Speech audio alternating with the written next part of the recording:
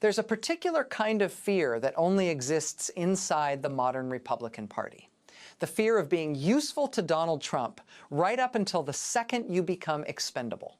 That's the trap MAGA Mike Johnson has been living in for months, and it's tightening now because Trump's governing style isn't coalition building, it's hostage taking. Trump doesn't lead a party so much as he occupies it. And when the House Speaker can't force a narrow, fractious majority to obey on command, Trump doesn't negotiate, he threatens, humiliates, and moves on to the next lever of control. Mike Johnson's problem is structural. The House GOP majority is thin, his coalition is a tug-of-war between nihilist hardliners and uneasy suburban survivors, and Trump's agenda isn't a legislative program that can be massaged into votes. It's a series of loyalty tests designed to generate conflict, headlines, and dominance. That's why Johnson keeps finding himself asked to do the impossible, turn Trump's impulsive chaos into floor discipline, and then smile while getting blamed when the math doesn't work. The tariff mess is the perfect example because it is both policy and performance art, the Trump brand, in a single object. When the Supreme Court slammed the door on Trump's attempt to use emergency powers as a blank check for tariffs, the White House didn't pivot to Congress. It pivoted to another workaround. That's exactly how the MAGA machine operates. If one legal theory dies, they don't reconsider the underlying behavior. They just shop for a new pretext. The commentary you provided captures the core reality plainly. The administration's Section 122 fallback is time-limited by law, expiring after 150 days, which makes it useless for long-term onshoring or real negotiating leverage, and turns it into what it always was, a tax dressed up as macho theater. The same discussion makes the larger constitutional point that should be obvious to every American. We don't live in a monarchy, and if presidents want something this sweeping, they're supposed to go through Congress, not rule by decree and tantrum. But that's where Johnson gets crushed. Because once Trump makes a choice, especially a choice that punishes consumers and spooks business, House Republicans either own it or revolt against it. And lately, they've been revolting. Axios reported a GOP rebellion that opened a lane for votes challenging Trump's tariff posture, with leadership and the White House whipping hard and still failing on a key procedural vote in the House. Punchbowl's reporting framed it as Johnson facing a tariff rebellion, the kind of intra-party rupture that is devastating for any speaker, especially one whose authority is already conditional on Trump's mood.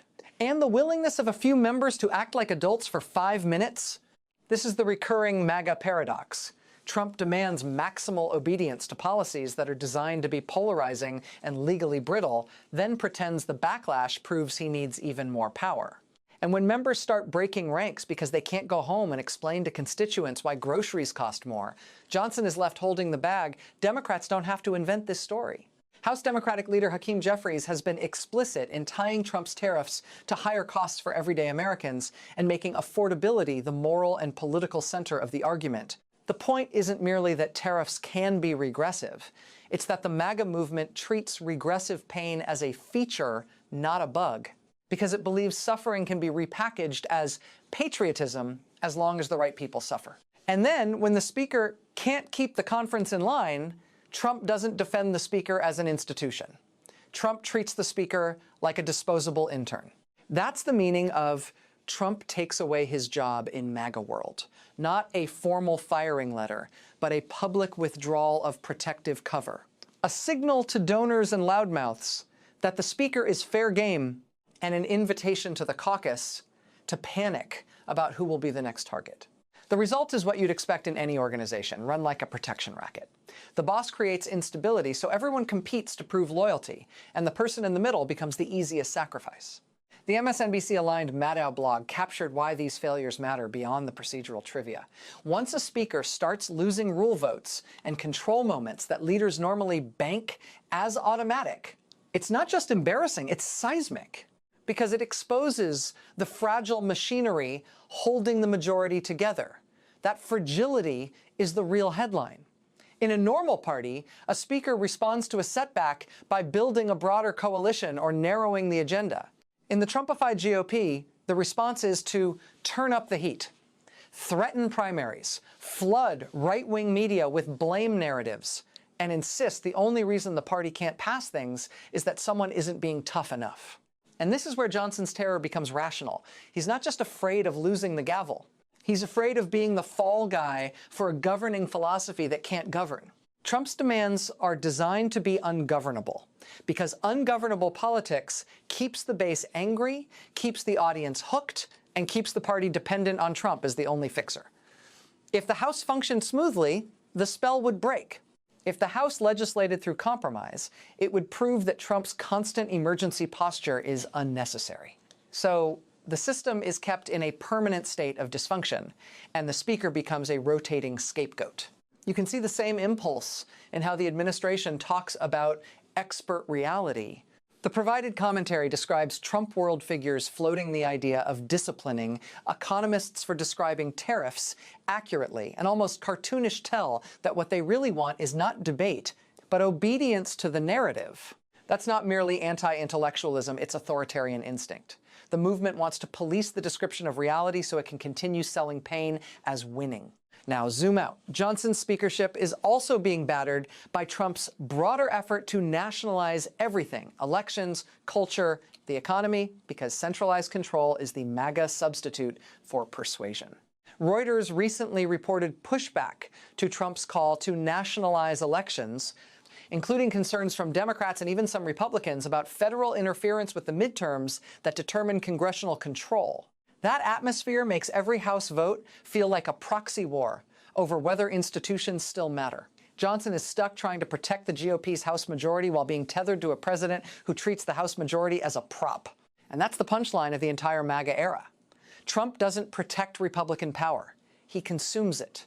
He demands that Republicans burn their credibility, burn their relationships, and burn their constituents' patience to keep him centered.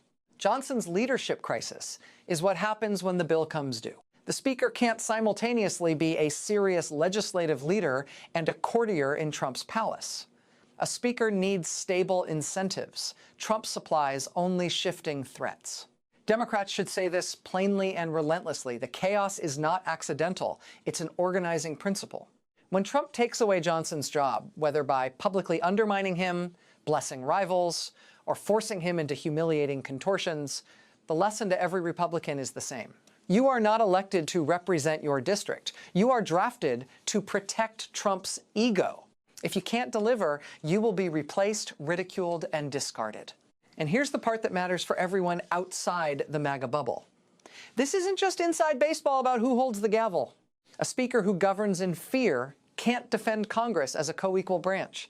A House that can't resist presidential bullying can't check executive overreach. And a party that treats law as an obstacle course will keep careening from one workaround to the next, dragging the economy and the rule of law with it. Mike Johnson's terror isn't a personality story. It's a system story. It's what happens when a party trades policy for personality cult, trades institutional strength for performative cruelty, and then discovers that the cult leader doesn't share power, he rents it out. And the rent is always due.